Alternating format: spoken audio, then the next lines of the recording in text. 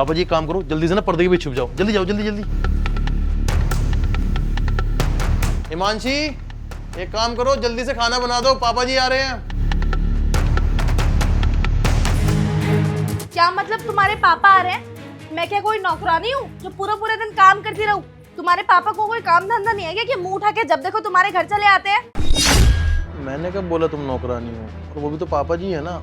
अब 2-4 दिन के लिए आ जाएंगे तो क्या हो जाएगा? कसम से तुम्हारे माँ बाप इतने बेशरम हैं, इतना सब कुछ होने के बावजूद भी मुंह उठाकर तुम्हारे घर पर चले आ रहे हैं। अरे पापा हैं वो, उनका भी तो मन करता होगा ना अपने बच्चों से मिलने के लिए, और हम उनके बच्चे हैं, हमारा भी तो कुछ फर्ज बनता है ना उनके लिए। हाँ मैं मानती हूँ कि तुम उनके बेटे हो और वो दोनों तुम्हारे माता पिता है, और तुम एक बेटे होने का फर्ज अच्छे से निभाते भी हो। हर महीने मोटी तनख्वाह भेजते हो गाँव अपने माँ बाप के पास। पड़े रहने दो उनको गाँव में, पैसे तो भेजते ही हो। क्या जरूरत है गाँव के गवार को यहाँ शहर में लाकर पटकने की? एक काम करो, तुम्हें उनसे मिलना है ना, तुम अपना सामान उठाओ और अपने माँ बाप के पास चले जाओ। तुम वहाँ जाकर मिल लो, लेकिन गाँव के गवारों को यहाँ मत लेके आओ प्लीज। अरे क्या हो गया, पापा जी आ रहे हैं, 2-4 दिन ही तो रहेंगे ना यहाँ पे, कौन सा पूरी जिंदगी रहने के लिए आ रहे हैं? तुम भी ना बस छोटी छोटी बातों पे ड्रामा करना स्टार्ट कर देते हो।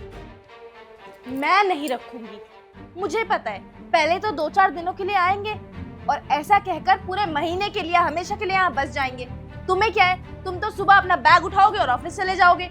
पूरा पूरा दिन, पूरे पूरे हफ्ते झेलना तो मुझे पड़ेगा ना। ना बाबा ना, मैं नहीं करूंगी इतना टॉलरेट।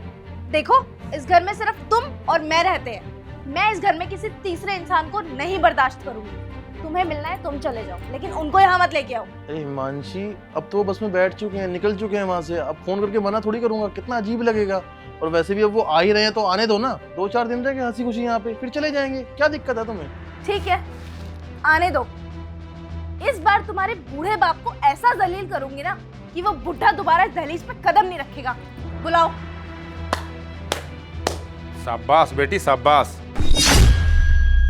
पापा? लो आ गए पापा, अब कर लो जलील। एक मिनट, इतनी देर से जो तुम पापा की बात कर रहे थे वो मेरे पापा की बात कर रहे थे?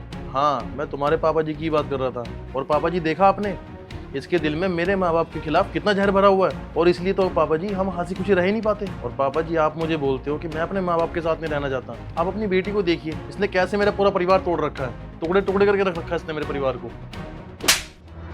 शर्म आनी चाहिए तुझे।